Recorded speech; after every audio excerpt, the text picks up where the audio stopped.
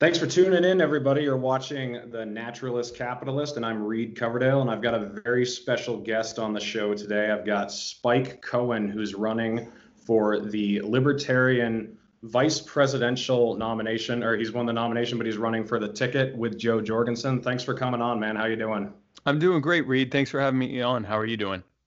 I'm doing really great, especially because I got you on. So thanks for coming on a ton, Yeah, man. absolutely, man.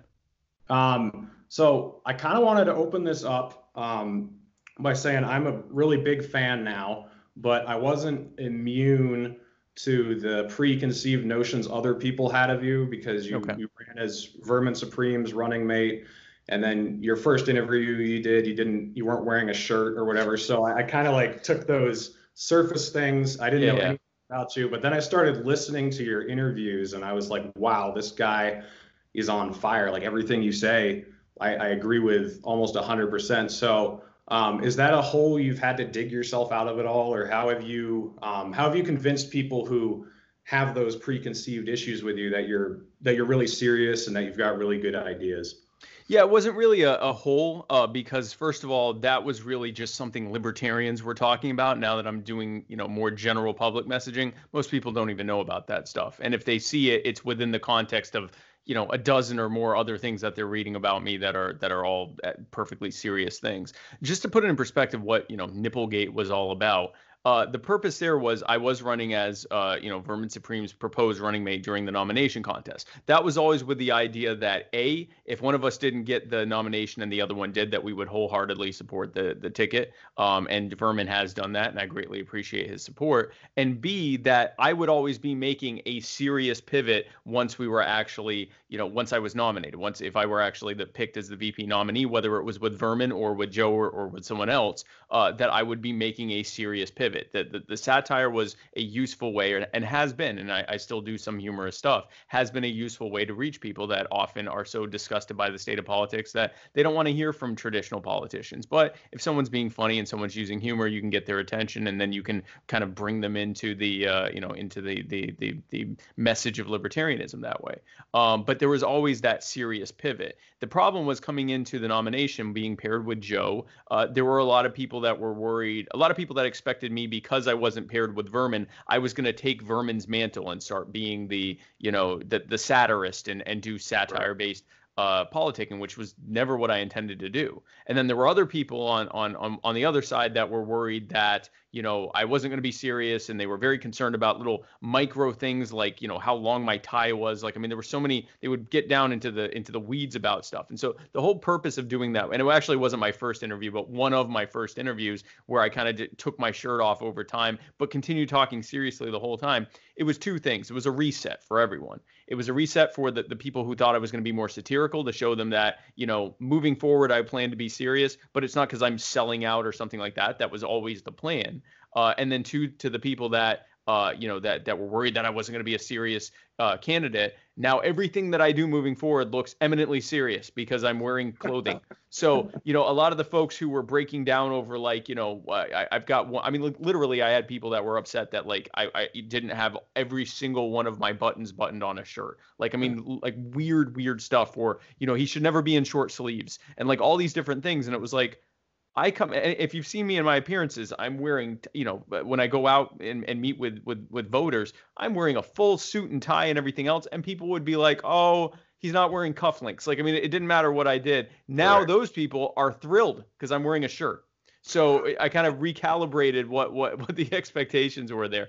Moving forward, no, it hasn't been a problem at all. And in fact, what people have been more worried about is, what is libertarianism? Because usually when I'm talking to people for the first time about our campaign and about our party and about what we're trying to do, they don't even know what it is, who we are. They've never heard the term libertarian. It's actually kind of depressing. Like, for those of us who are in libertarian circles, to know that the majority of people have no clue what we're about, probably haven't even heard of libertarianism before. That's the actual hurdle, is to show them what libertarianism is about. That's a good problem to have, because these are folks that, when I meet them where they are and empathize with their concerns and demonstrate how our common sense libertarian solutions are the way to fix those problems, and how Joe is, proposing a series of reforms and restructurings that will fix the problems that the Republicans and Democrats have created, they catch on really quickly and are super excited about it. So this has gone very well so far. I'm about to be doing a nearly 20-state bus tour starting in a couple of weeks. I'm going to be at the Black Guns Matter rally later this week in Richmond, Virginia. So we're hitting the trail hard, and we're having a great time doing it.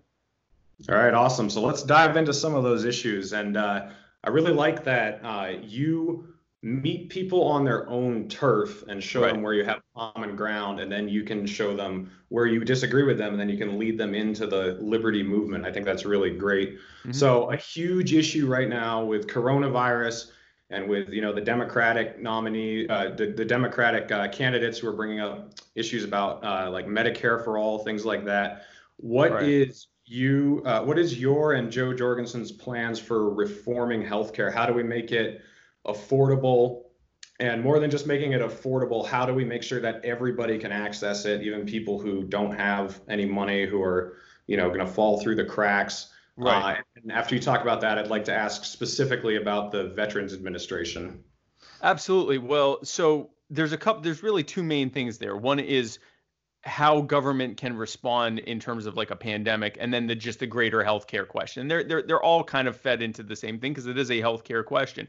As my running mate Joe says very often, COVID-19 has exposed all of the problems in our healthcare system, not just the cost overruns, but the problems with actually getting access and with the red tape that gets in the way of medical professionals being able to actually do their job and test and treat and contain patients during a pandemic so that it actually can be contained and not, be this thing that we have to deal with for, endless months and years at a time.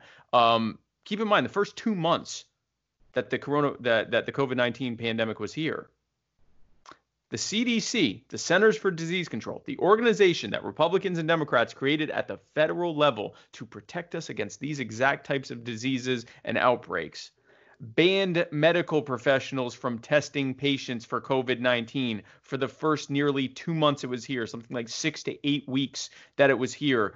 If you went into a doctor's office and said you were concerned that you had COVID-19 and just got back from Hubei province in China, and that you were worried you had this disease, it was illegal for the doctors to test you for it.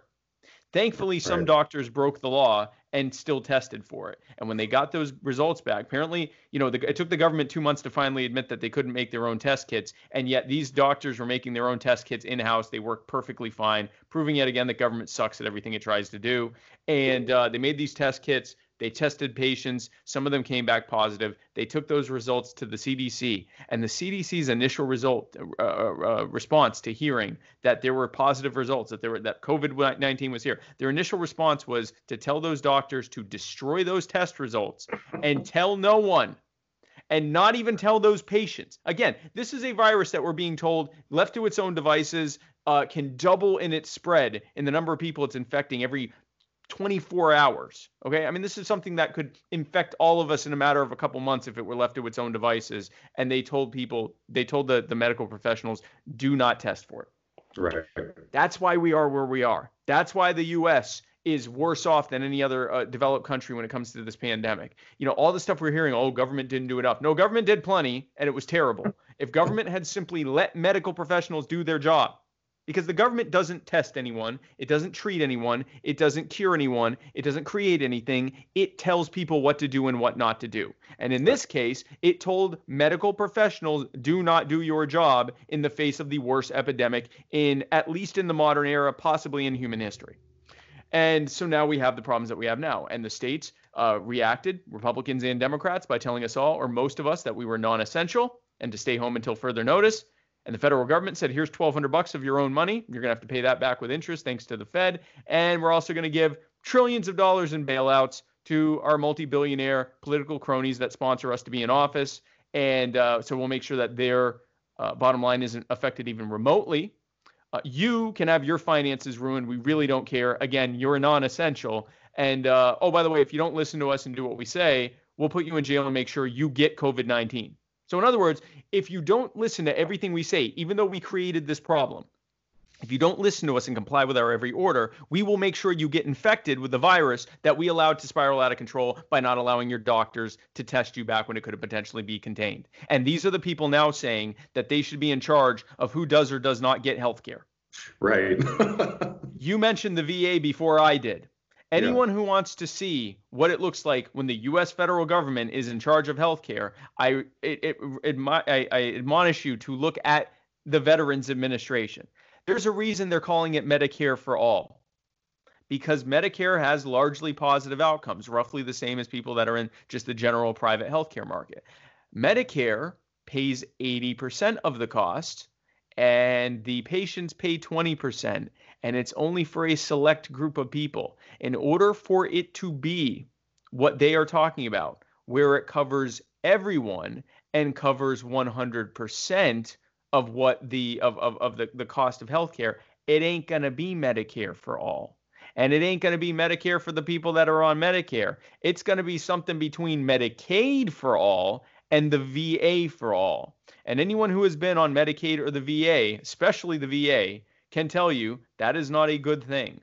And especially when you consider that it will effectively destroy the private healthcare market, which will mean it will have to become a nationalized system. So if they were branding it more honestly, it would be VA for all.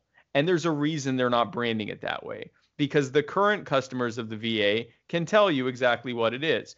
Millions of Americans signed an oath, took an oath to protect and defend the Constitution against all enemies, foreign and domestic. They were sent overseas to fight and kill and potentially die on behalf of well-heeled political cronies like military contractors and surveillance contractors and others, and also on behalf of foreign dictators. And then when they were brought home, as I'm often told by veterans around this country, they were given a second chance to die for their country by having to use the VA. And so that is the system we have right now. Our plan for the VA, first of all, because this is the easiest one to describe, we end the VA. We simply give veterans the money that they need to get private health care, which will give them far better outcomes and save taxpayers billions of dollars, because yet again proving that government sucks at everything it tries to do. The VA, which is the worst form of healthcare in this country, costs more money per patient than simply giving the money to the veterans directly and letting them get private healthcare and have the good outcomes that we typically expect from the private healthcare market. So that's our solution to the VA. Very simple one. It's so simple that Republicans and Democrats will fight it tooth and nail, because it will prove that they have no business in the healthcare business. Going back to healthcare. With the pandemic, the way we would deal with the pandemic is that we would allow medical professionals to deal with the pandemic, and we would get the government red tape out of the way that makes it hard for them to do so. Even now, even in the midst of everything now, we still have test shortages right now. It's been months. There should be no test shortage. Do you know why there's a test shortage? There are companies in the U.S. right now making at-home test kits and shipping them to other countries. It's illegal for them to sell them here. There are test kits that you could pay like 10, 15, 20 bucks, including shipping. And a few days later, you would have a test kit at your home so that you don't have to go outside. You know, the people that think they might have COVID-19 right now have to get in their cars and go interact with the public before they can find out if they have COVID-19, right? Instead, they could have it shipped to them. And it's a very simple, like a blood prick test that they can do themselves at home. And it would tell them not days or weeks later, but I think a half hour or so later, give or take, whether or not they have it. And they're very accurate. Do you know why it's illegal here? Because they don't automatically report to the government. The federal government believes that if they can't know if you have COVID-19, you shouldn't be able to know. That's just one of a myriad of examples of how the government makes it harder for our medical professionals that are on the ground fighting this thing to be able to do their job. We could spend an entire episode just listing out all the restrictions and red tape and burdens and regulations that are in place that make it exceedingly difficult for them to do their job, which is to try to protect us from this pandemic, especially the elderly and the immunocompromised and the sick and so forth, the most likely to actually get sick, really sick from it and die or have permanent organ damage from it. It is because of government making it harder. As that relates to the problems we were having before the pandemic, the cost of healthcare and low access to affordable care, we look at the fact that, according to most studies, the cost, as much as 75 to 80% of the cost of healthcare is just the cost of compliance with red tape and burdens and regulations and taxes and mandates that come from Medicare, Medicaid, and government mandated insurance. Keep in mind, I'm not talking about the cost of providing health care to people on Medicare and Medicaid and government insurance. I'm talking about the cost of complying with the regulations. And that shouldn't surprise you. If you go into a medical center or you go into a hospital, what do you see? You see one doctor, one or two nurses, and a dozen administrators, right? There's one person that just does the insurance. There's one person that just rings you up. There's one person that just gets your biometrics so they can put you in their system. There's one person that does this. There's one person that does that. There's one person that does this. This isn't because they're being, because they want to have that many people working for them. They're required to have something like 80% of their workforce just be people pushing paper to comply with various regulations and laws. This does nothing for public health. This does nothing for public safety. It is entirely bureaucracy that is built around compliance with absurd regulations and laws. The major medical companies like Kaiser Permanente and Cleveland Clinic and Athena Health and these large groups, they can afford it. You know who can't afford it? Your local doctor, your local hospital. So they either go out of business or they just go and work for one of these major medical providers. That was the whole point. Drive up the cost of doing business so that they shut down all of the small clinics and replace them with these big corporate behemoths who just so happen to be the one whose lobbyists wrote all these regulations. Funny how that works, right? But it also drove up the cost of healthcare. It also made it exceedingly difficult for you to be able to get affordable healthcare. And now the same organization who worked with those same cronies, the federal government, who made this our healthcare so unaffordable and made us so unprepared for a pandemic, is now saying they have fantastic news for you. They are prepared to completely take over healthcare. Yeah. So that is the problem. Our solution is get rid of that red tape, get rid of the burdens, get rid of the regulations. Don't get rid of the safety nets, but get rid of the burdens and regulations, because not only does the cost of healthcare go down for private consumers, the cost of Medicare goes down. If the cost of providing healthcare goes down, it goes down for people that are on government assistance as well. So it makes those systems more sustainable. It makes the cost of healthcare more sustainable. It gets government and its cronies out of it. It gets one more thing I have to talk about: patent protections for medications. Yes, I was going to ask you about that. Okay, the fastest growing part of healthcare right now, if you break down all the different costs related to healthcare and how fast they're growing, the one that is growing like it looks like it looks like a plant growing towards the sky, is pharmaceutical costs, and that is entirely related to exceedingly strict and exceedingly long-lasting patent protections from the government. If you're wondering why insulin costs a freaking fortune here, even though it's been around longer than you've been alive and costs pennies in most other countries, it is because of those patent protections. It is because the federal government says, this company who just so happened to sponsor us being in office, this company has the exclusive right to make this kind of epinephrine, which costs pennies to make, or this kind of insulin. You can make, and I wouldn't recommend it because we're not professionals, but there are actually like 3D printing schematics on how to make your own EpiPen, which would cost like a couple dollars to make. And again, I'm not recommending you do that because we are not medical professionals or people that are experts in this. But experts who could do this, they could be selling these things for $5, $10, $15, something like that. Instead, because of patent protections, you have a handful of companies that have the exclusive right to make it, and they work as a cartel with each other, not to compete with each other, and they jack up the price of these drugs 100 times, 1,000 times, sometimes tens of thousands of times more than they charge anywhere else. And then they make it illegal for you to go to other countries and get those drugs. Even though those drugs are legal here, they're legal there, and you have a legal prescription. The act of you going somewhere else and not being captive to the pricing that they have here and not being stuck in this captive market is against federal law. That's one thing I agree with Bernie Sanders on, is that you should be able to go to other countries and import drugs and bring them back. And it really breaks down after that. But that's one thing I agree with him on.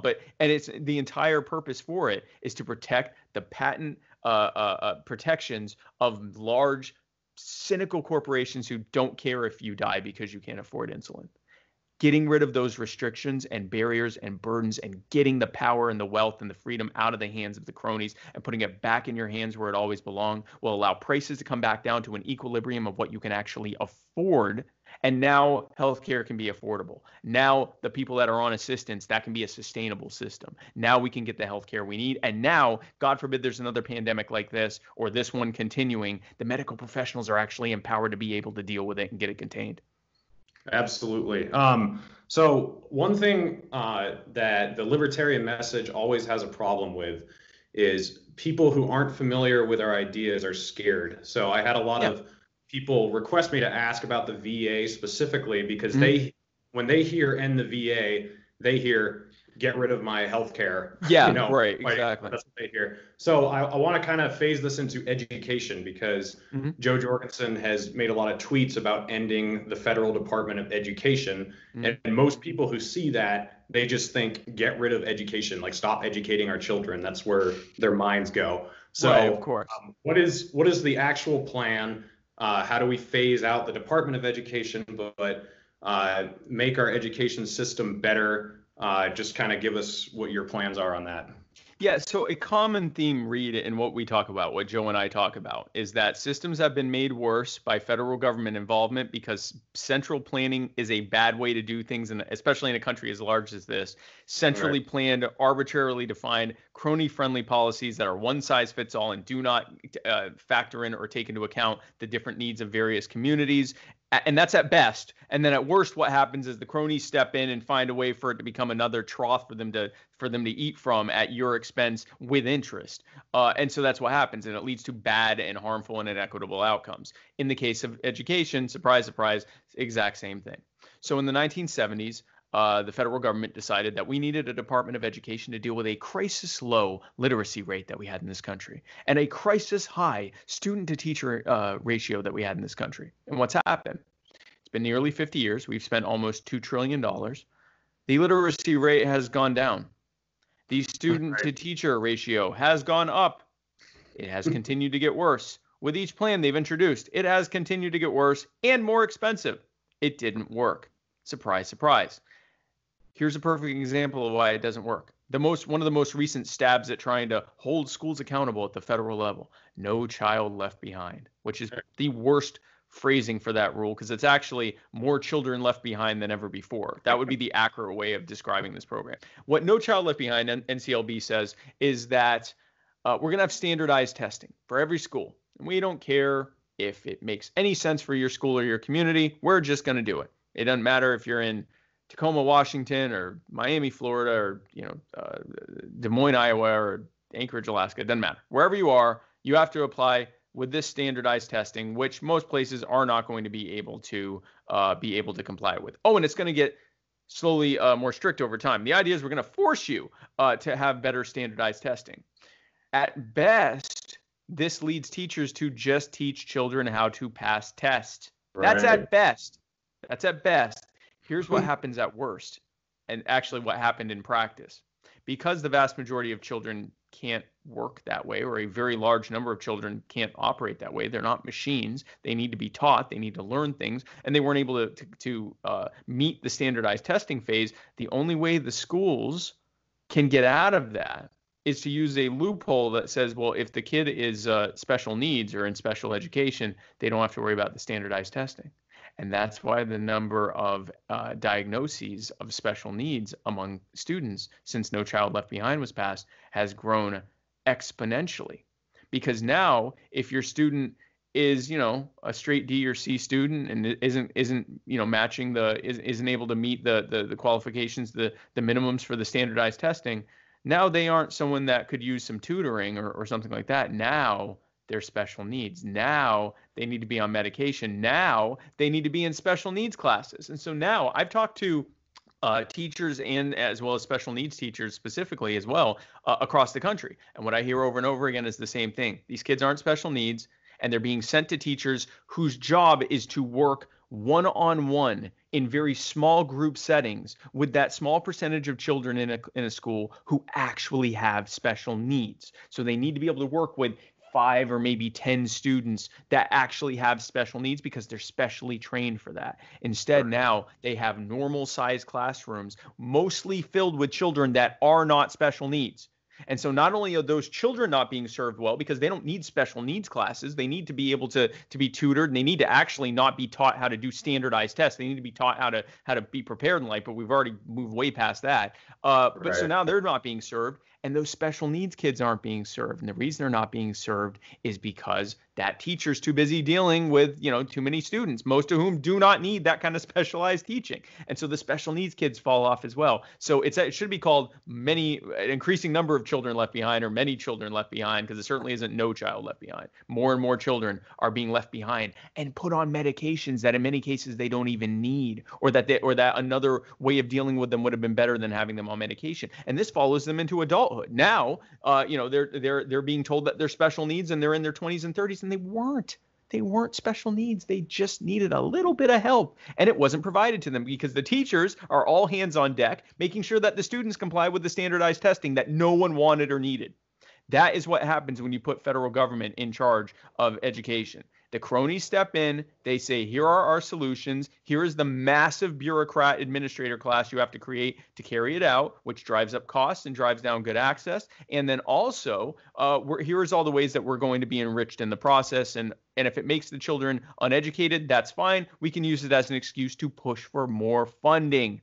Well, we have a crisis problem in this country. We need more funding. Well, no, if your program made it worse, I'd argue you need less funding. You actually need to be taken out of the equation entirely. Joe Jorgensen's plan is to end the Federal Department of Education, and take all of that money and all of that power and all of that wealth and freedom and decision-making ability and putting it back in the hands of the local communities so that they, with their money and their needs and their knowledge of what is needed there in that local community, can make these education decisions on behalf with the parents and the educators and the local administrators of those schools, like the principals and so forth, can sit down and figure out what's needed in their local communities, their local schools, their local school boards. And whatever it looks like will be fine because it's something they made for them with their money and their needs. That will be a far better and more dynamic system, and a much more equitable system than anything that's going to come from the federal government. And the different school districts and communities can look to each other to see what's working and what's not working, instead of having one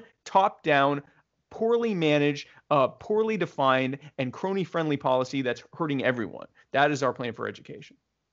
All right. Another big issue these days is climate change, environmental protection in general. I'm wondering what your plan and Joe Jorgensen's plan looks like for what does the federal government have any place in dictating what businesses are allowed to put in the water, put in the air, and then national parks? What do you think about national parks? Is that something that fits into the government's role?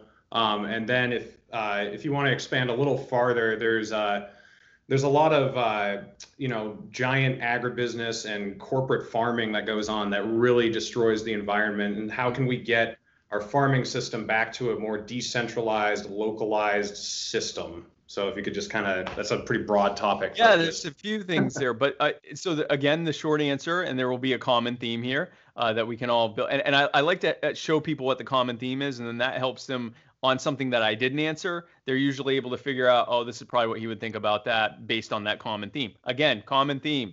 Federal government got involved in something and made it worse because they took centralized control and tried to impose a top-down system that hurt the little guy and made it so that local solutions can't happen. And also, again, the big cronies get to step in and use it as another federal trough for them to make a fortune without really having to provide any value.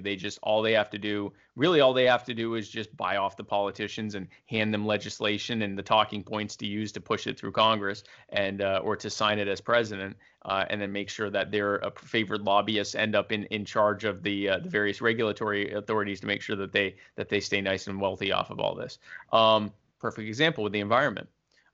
Really with all three of those examples, but we'll start with the environment. Here's what the EPA does. The Federal Environmental Protection Agency does. First thing they do is they create a bunch of regulations, environmental regulations. And these environmental regulations just so happen to be so hard to comply with that small businesses and medium-sized businesses whose business can be affected by these regulations usually just go out of business. They just can't do it. Very few of them can do it, or their costs go up so much that they're not really able to compete with the larger companies who can absolutely afford compliance with the regulations that they wrote and handed to the politicians to sign into office. They already knew what they were because they came up with them. Here's the next thing that happens. When those now that the other people are out of business, we just have the larger companies, which also are the largest polluters, right? Right. When that large polluter has a spill or a leak or a pipeline leak or a spill from one of their tankers, or they release a bunch of toxic sludge into our rivers and lakes, here's what the EPA does. They give them a slap on the wrist fine, and slap on the wrist indicates you can feel it. It's more like a eyelash on the edge of your wrist of a fine. They'll fine them a few $100 million or a few $1 billion for something that saved the company tens of billions of dollars in doing it that way instead of disposing of it properly. So it actually saved them money and doesn't factor in the trillions of dollars, sometimes immeasurable damage and economic damage, not to mention just the cost of human suffering that you can't even put a price on, but just the economic property damage that's been done as a result of this. Sometimes trillions, tens of trillions, definitely in the hundreds of billions most of the time. And they're given a pennies on the dollar fine. And then they're indemnified against lawsuits. You can't sue them because the federal government said, no, we already took care of this. We fined them. Everything's fine. You can't sue them. And here's why. Because if you sued them, they'd go out of business. They would have to liquidate their company. And because it was a criminal action, you'd be able to sue them personally too. So it wouldn't just be the company that would be sued. It would be all of the principals involved, all the CEOs and all the main heads of the company. They would also get sued and they'd also lose everything. Good. Right. Good. If you just did that, especially if you did it intentionally, but if you did it through severe negligence, good. You should lose everything. Your company should no longer exist. All of that should be liquidated to try to pay off the damage that you just did. And more importantly, or I guess the point of it is that knowledge that if you mess up, you're going to lose everything would make you self-regulate in ways that are way more effective and efficient and dynamic than anything the government hands you in the form of a regulation. You yourself will figure out how not to F this up even once, right? So they protect them against lawsuits so that doesn't happen. And then here's the last thing they do. They make you pay for the cleanup. They externalize that cost to you, who probably are also the victim of that damage. So when these big oil spills happen, it affects all of us. We were all affected by the BP Gulf oil spill, right? Most of the country is affected when, these big sludge pours happen into, like the Mississippi or something, and it affects all those states. Like that affects everyone. That affects large swaths of this country, and they're the ones that have to pay for the cleanup. And they're the ones being told you don't get to sue anyone. And they're the ones being told you can't even go into business because you can't even comply with these laws, even though you wouldn't even have the size or the wherewithal to pollute in the same way that these larger competitors are with you having to pay it off when it happens. You get the EPA out of it and you simply allow people to sue. That's it. You put these standards in place and say you can't do this, you can't do that. That's property damage. Really, you don't even need environmental regulations because in every single state, it's against the law to dump sludge. You could just have that. It's against the law. You can't do it. And any damage that's done, you can be sued for it. That's it. You make it where they can be sued, where they would lose everything, and where they could be held criminally liable as well. They won't do it. There won't need to be some massive multi-billion-dollar agency that gets you to pay off the cost, or that tells you that you can't sue them, or that tells you that you can't go into business because you can't afford the cost of complying with it. They don't do any of that. Instead, someone screws up and they have to pay for it. Whether they're big, they're little, whatever, they have to pay for it. And that reality will make them a lot more responsible than they are as due to a regulation. Now, when it comes to the parks, the founders never intended for the federal government to own most of the land in this country. Or even a large, plurality of the land in this country. The government is supposed to own federal buildings and military bases, and I guess the area around the National Mall and all those federal property, like the buildings and things they need like that, the White House and stuff. It's not supposed to own most of Nevada. It's not supposed to own large sections of Arizona and California. It's not supposed to own these huge swaths of land. That is, according to the 10th Amendment, best left to the states or the people.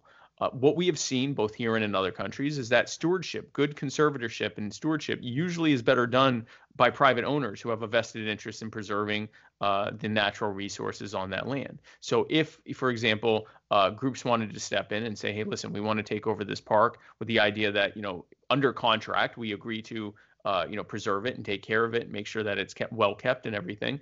They'll come up with far more dynamic solutions than will come from government because it belongs to them. And with that ownership comes a vested interest in preserving it, right? So that's the best way to deal with it. But at the very least, it needs to be decentralized to the states and preferably to the people in the spirit of the 10th Amendment. That will lead to less cost. We just had a situation right now where they finally funded to the tune of, I think it was $20 billion or something. They finally funded after decades all of the infrastructural needs that are needed in these national parks, bridges and roads and upkeep of buildings and everything, stuff that's been falling apart for as long as many of us have been alive. And they finally funded it. And it took forever. And even though there are, surprise, surprise, large crony corporations that are going in and doing, drilling on some of these lands and doing logging and all sorts of other stuff, and yet they were not able to get the funding to be able to take care of this stuff. If it were privately owned or managed by the states, they wouldn't be able to afford to float that, and it would have to be taken care of by the people who are making money off of the actual land itself because they'd have to. So that's the best way to handle that. Finally, farming. You're going to be shocked when you hear what I have to say. Crony businesses have created a system with the Department of Agriculture that has increasingly necessitated farms to coalesce together or to fold and become a part of a larger agribusiness company because the cost of compliance is increasingly high and the payouts are going to the people who have the best lobbyists. So the original idea of the Department of Agriculture is that they would help the everyday farmers to be able to get ahead. And that's not what's happening. The major payouts are going to massive farms that are making tens of billions of dollars a year in farming. And in similar ways, in concert with the EPA, they are indemnified against lawsuits. The cost of their environmental and property damage is externalized to taxpayers at both the federal and state level. It's almost like when you give powerful people nearly unlimited power to control what the government says about them, that they end up abusing that and using it for their own profit at your direct expense. And that's what's happened with the Federal Department of Agriculture. You get the USDA out of it.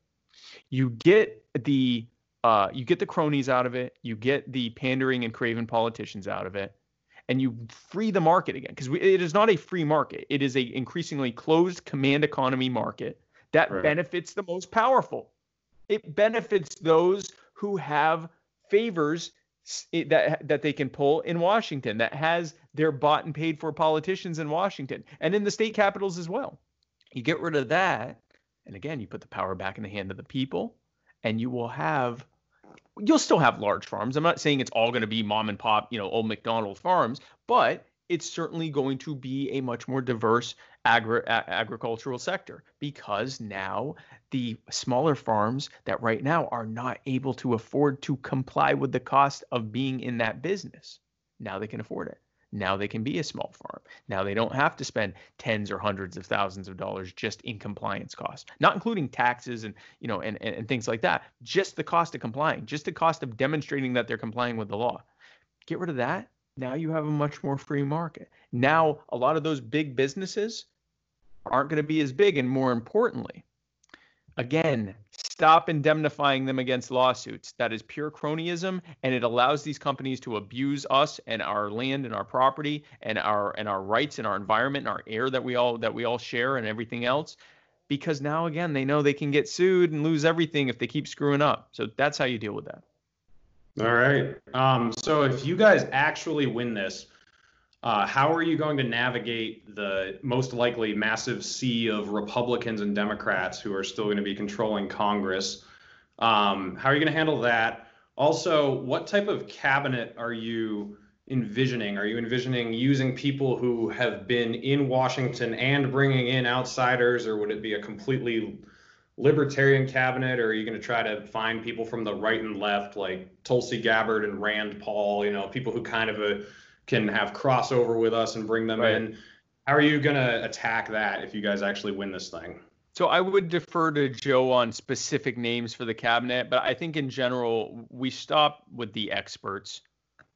We're told, are you going to consult with the experts? And I think, you mean the people that screwed all this up and then Right. have the sheer, I mean, you got to admit, they have the nerve. They have some serious chutzpah that then they show them, they go, well, I know we screwed up with this, but we've totally figured out the problem. And it just so happens that we need more money. Right. I know you're shocked, but it just turns out we need more money. So no, but in general, we're going to be looking more towards people who have been on the ground, who have seen, and whether this is military education, whatever else, people have actually seen what's happening and have a greater grasp. The expert class has demonstrated itself to be a self-serving class for the most part. Doesn't mean they don't know what they're talking about, but I mean, sometimes they know what they're talking about and they still push things they know don't work. And so, but I would defer to her on specific names and things like that for the cabinet. The question of how to deal with the likely Republican supermajority.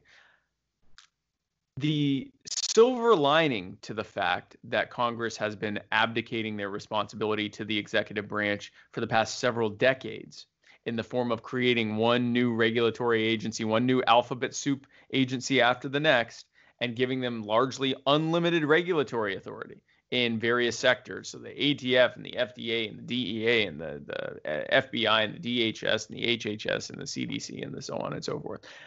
The silver lining to that is that when Joe Jorgensen gets into office, she can just start undoing all of those burdensome regulations. Not all regulations, but all of the burdensome ones. Anything that is not a net benefit to the public good or the public safety and is really just a drag on the economy and on the people and their ability to thrive and be able to build their own solutions, all that's gone. She can get rid of all of it.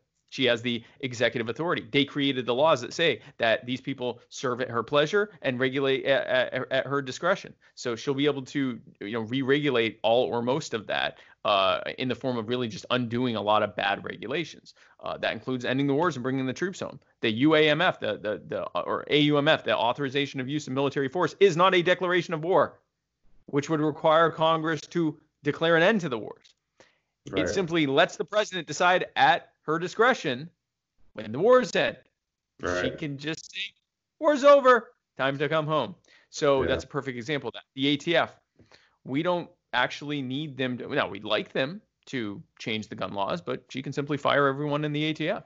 She can undo all of the ATF regulations. She can tell anyone else in federal law enforcement that she'd be keeping that they cannot enforce any federal gun laws, that the Department of Justice will decline to prosecute, and order them to not cooperate with state law enforcement to enforce their gun laws, that we will also decline to enforce or prosecute. So there are a lot of things that can be done at the executive level, and when the American people see the immediate and profound benefit of this massive handing of power back to the American people, in their hands where it always belonged, the money and the power and the decision-making ability and the freedom, taking that out of the hands of the politicians and the cronies and the bureaucratic class and putting it back in their hands. When they see that immediate and profound benefit, that will create a tidal wave that we will be able to ride all the way to Capitol Hill of people saying, yeah, we want more of that and we want this stuff to be permanent.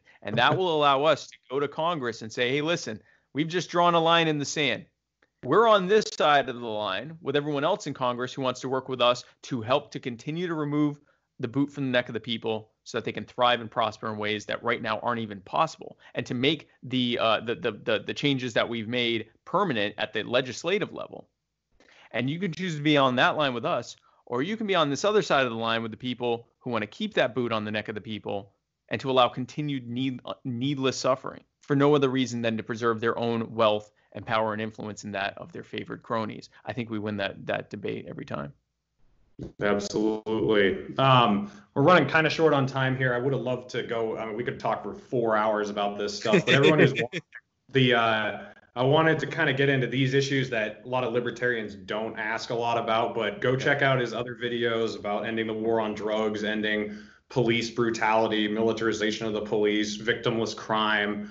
bringing the troops home. There's, all the real staples of libertarianism that this ticket supports. We didn't really cover in this. I was kind of trying to get into the more, Yeah, the well, nitty. and that's more like standard issue red meat stuff for libertarians. So if you're a libertarian, you can trust what I like. That you'll like what our policies are by and large. So Yeah, but just to close out, tell us what we can do to help your campaign. What's the most important thing you guys need right now? Is it donations? Is it more videos like this? Is it people knocking on doors? The coronavirus makes it really complicated. So what can we do to help you guys and boost you guys?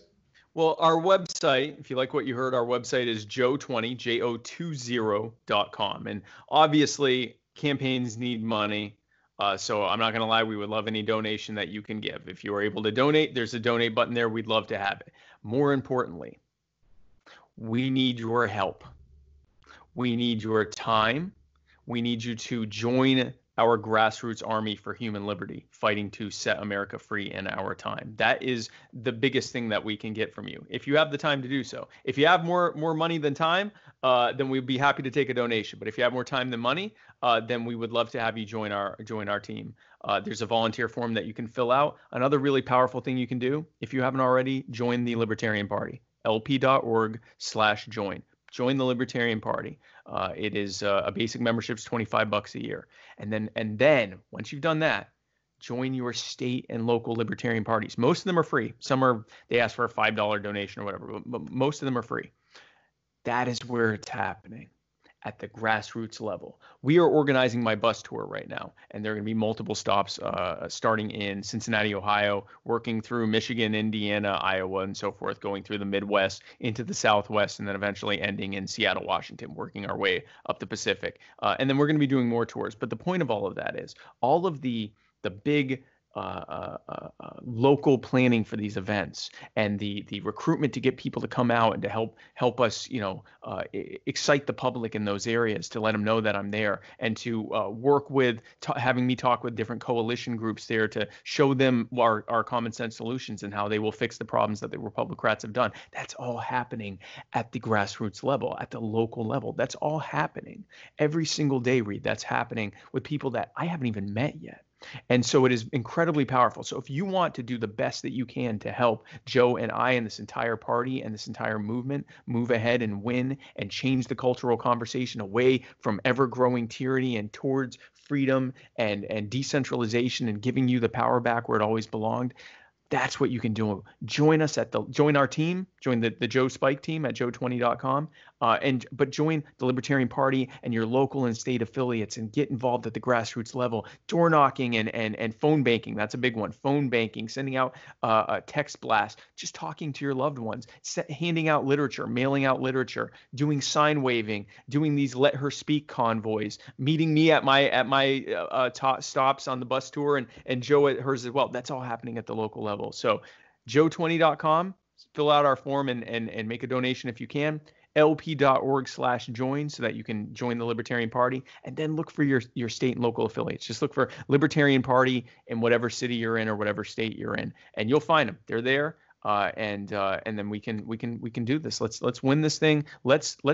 I believe that every good idea has a time in which it has arrived, and when its time has come. And I believe that our time is now. And Reed, I greatly appreciate your time, and I thank you for having me on. Absolutely. Yeah. So you guys, you heard him. I'll put a link in the description to his website. I'm a big fan. Like I said, I think more people just need to hear what you have to say. Yep. And I think you guys are running a great campaign, and you certainly have my support, and I wish you guys the best of luck. Thank you, Reed. That means a lot. Thank you so much.